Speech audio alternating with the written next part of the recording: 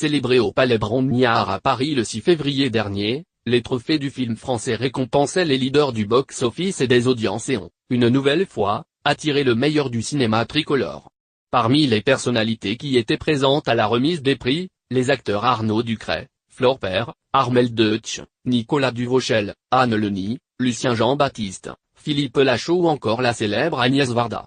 Considérée comme l'une des pionnières de la nouvelle vague française dans les années 60, la réalisatrice a souvent jonglé, avec brio, entre les documentaires et les fictions. De Sandrine Bonner à Jeanne Birkn, l'atelière du 7e art a toujours souhaité faire découvrir au public, des histoires ancrées dans la réalité, à travers les interprétations d'actrices de renom. Je n'ai pas fait de comédie sur les milieux riches et bourgeois, j'ai préféré parler des glaneurs, des délaissés, des squatteurs. Ce qui me semblait le plus important. Récompensée au César en 1984 pour son court-métrage Ulysse puis en 2009 pour le documentaire Les plages d'Agnès, elle a également reçu un César d'honneur en 2001 et, plus récemment, une Palme d'honneur à Cannes en 2015.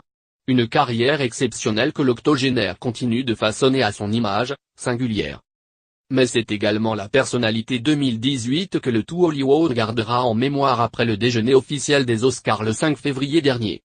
Resté à Paris pour recevoir le prix Lumière du meilleur documentaire pour sa collaboration avec le street artiste JR, intitulé Visage Village, son co-auteur et ami s'est rendu à Los muni d'une pancarte cartonnée représentant Agnès Varda.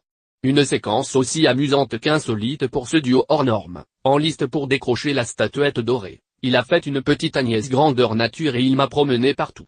Un film que les deux compères ont tourné en France, au gré de leur rencontre à bord d'un camion photographique. Par Carla B.